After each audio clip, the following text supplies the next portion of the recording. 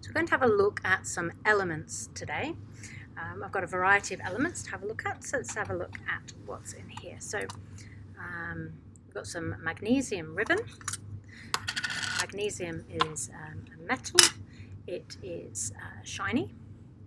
It is malleable. We can bend it.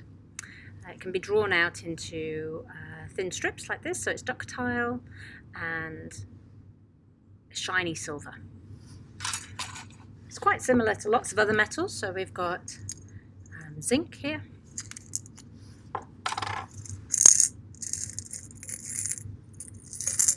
Zinc, shiny silver metal in little nuggets here. You can bend it. It's a bit stiffer than magnesium, but it can be bent slightly. It's malleable, so it's silver and shiny. We've got some aluminium here. You've probably got aluminium at home in your drawer. Pieces of aluminium foil, very malleable, shiny, silver.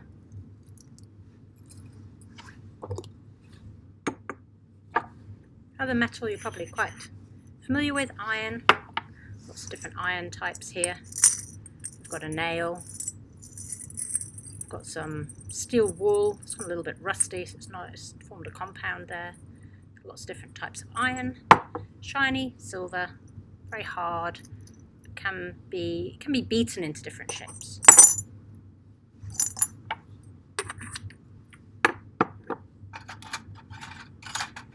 Here's a metal which isn't silver. It's actually a kind of pinky colour. It's copper. Cu is the element name for copper. It can be bended easily, so it's malleable. It can drawn into wires. So I've got some copper wire in here. This is copper as well, different forms of copper. Some wires. So use it for electrical circuits. Very good conductor of electricity. Still shiny though. And this is also metal. This metal is not a solid. You can see it rolling around in there. This is mercury. I'm not allowed to take this one out. It's got lots of stickers on it. It's dangerous. It evaporates and releases a gas which is dangerous to our nerves, but it's a liquid at room temperature. So it's silver, it's shiny, sometimes called quicksilver.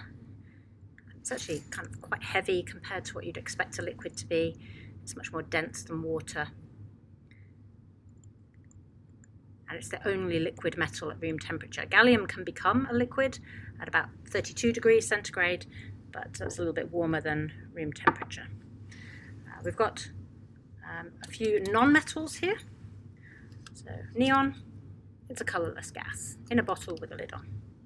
Oxygen, in the form of ozone, it's a colourless gas. Helium, colourless gas. I think we're starting to see a pattern here. Argon, another colourless gas. Oxygen O2 instead of ozone, a colourless gas. Hydrogen, again, a colourless gas. So the non-metals are often colourless and gases, but not all of the non-metals are. This is a non-metal. It's carbon in the form of graphite.